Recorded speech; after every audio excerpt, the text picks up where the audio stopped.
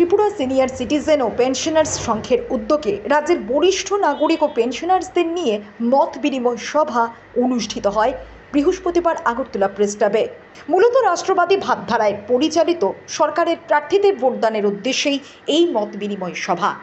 এই মত বিনিময় সভা থেকে পশ্চিম ত্রিপুরা লোকসভা আসনে বিজেপি প্রার্থী বিপ্লব কুমার দেব, পূর্ব ত্রিপুরা লোকসভা আসনে বিজেপি প্রার্থী কৃতি সিং দেববর্মন এবং রামনগর বিধানসভা উপনির্বাচনের বিজেপি প্রার্থী দীপক মজুমদারকে বিপুল ভোটে জয়ী করার আহ্বান রাখা হয়।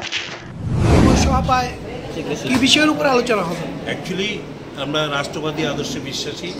রাষ্ট্রবাদী যখনই যেখানে ইলেকশনের দামাম বেজে যায়, রাষ্ট্রবাদী যে সমস্ত ক্যান্ডিডেট আছে সারা রাজ্যে বা সারা ভারতবর্ষে, আমাদের রাষ্ট্রবাদী দল আমরা বিএমএস করি।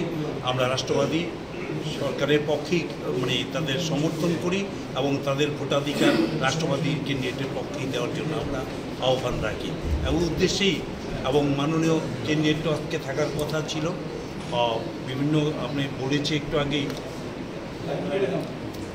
আগেই বলেছি যে বিভিন্ন কাজে দুজনে আটকে যাওয়া ওনারা আসতে পারছেন না, কিন্তু আমরা কর্মসূচি সেটা আমরা চালিয়ে যাব এবং এই জন্য আমরা আমাদের কর্মসূচি শুরু করেছি। সুতরাং আমরা যখনই যেখানে রাষ্ট্রবাদী সরকারের আদর্শ ভারত মাতার সেবায় যারা যারা ভারত মাতা যারা বিশ্ব পূজারী, সেই সমস্ত রাষ্ট্রবাদী ক্যান্ডিডেটদের পক্ষে আমরা সবসময় বিএমএস কাজ করি। কি বিষয় নিয়ে মত আলোচনা? আজকে আমাদের কিছু অভাব অভিযোগ ছিল, এটা নিয়ে প্লাস আমাদের রাষ্ট্রবাদী আদর্শের পক্ষে আমরা কাজ করব, মত বিনিময় করব, এই ছিল আমাদের আজকে উদ্দেশ্য।